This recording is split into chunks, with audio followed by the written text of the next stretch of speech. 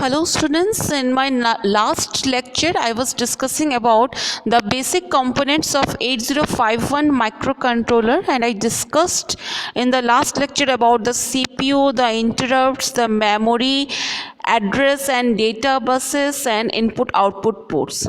So in this lecture I will be discussing about the remaining basic components. So the next basic component that I am going to discuss is timers or counters.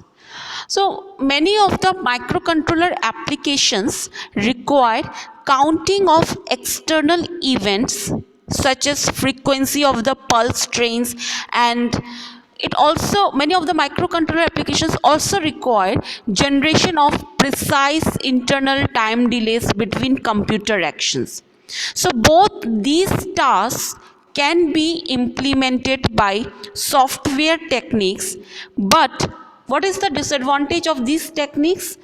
These software loops for counting and timing will not give the exact result, rather more important functions are not done. So to avoid these problems, timers and counters in the microcontrollers are better options for simple and low cost applications. So these timers and counters are used as interrupts in 8051 microcontroller. So 8051 microcontroller has two timers, timer 0 and timer 1. They can be used either as timer to generate a time delay or as a counter to count events happening outside the microcontroller.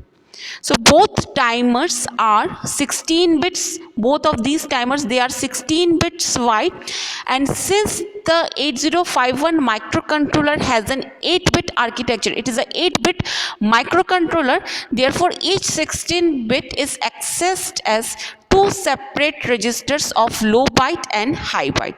So when I will be discussing the architecture part in more detail, there you will get to see the timers divided as two 8 bits. This 16-bit timer or counter divided as two 8-bit registers.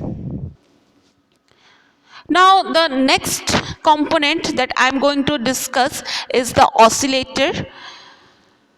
So as this oscillator, so as the microcontroller, it is a digital circuit, therefore it needs timer for their operation, and to perform timer operation inside microcontroller it requires externally connected or on chip oscillator.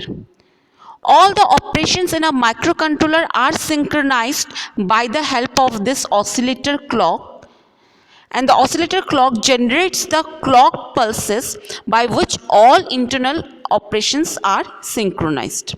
So a resonant network needs to be connected through the pins. This resonant network needs to be connected through the pins XTAL1 and XTAL2. I'll discuss about this pins.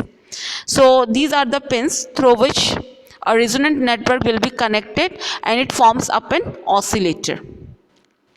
For this purpose, a quartz crystal and capacitors are employed, and the crystal run at specified maximum and minimum frequencies, typically at 1 megahertz to 16 megahertz.